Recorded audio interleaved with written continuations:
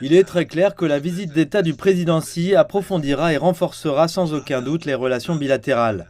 Cette année marque en effet le 25e anniversaire de l'établissement des relations diplomatiques entre la Chine et l'Afrique du Sud.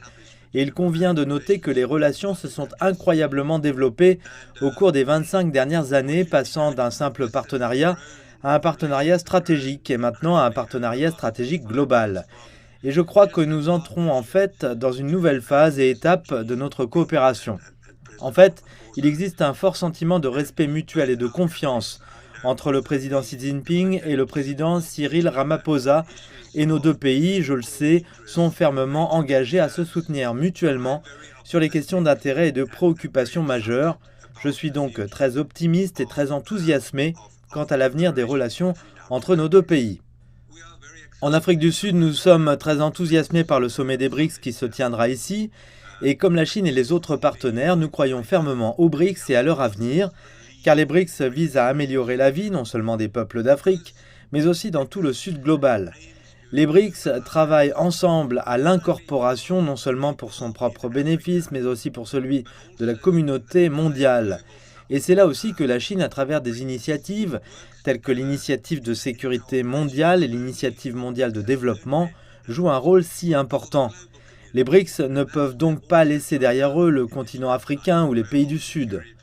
Je peux peut-être simplement dire que la Chine en particulier, en tant qu'économie la plus puissante des BRICS, continue de créer des opportunités significatives, non seulement pour l'Afrique, mais aussi pour d'autres pays des BRICS, de participer aux investissements commerciaux internationaux. Et la Chine également, en tant que premier partenaire commercial de l'Afrique, s'efforcera de plus en plus, et il y a beaucoup de discussions à ce sujet, à promouvoir une modernisation à la chinoise à travers un développement économique de haute qualité, un processus qui ouvrira un large marché, un accès et des opportunités, non seulement pour l'Afrique du Sud, pour l'Afrique, mais aussi pour de nombreux pays à travers le monde. Nous saluons également l'offre de la Chine de participer activement au développement de cette zone de libre-échange continentale en Afrique et de fournir un soutien continu pour mettre pleinement en œuvre cette initiative très importante.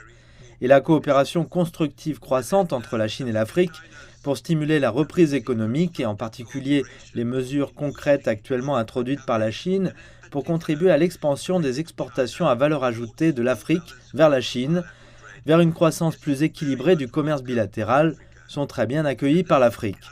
Et cela souligne une fois de plus le rôle vital que la Chine, en tant que plus grand partenaire commercial de l'Afrique, continue de jouer dans le commerce et l'investissement manufacturier sur le continent africain.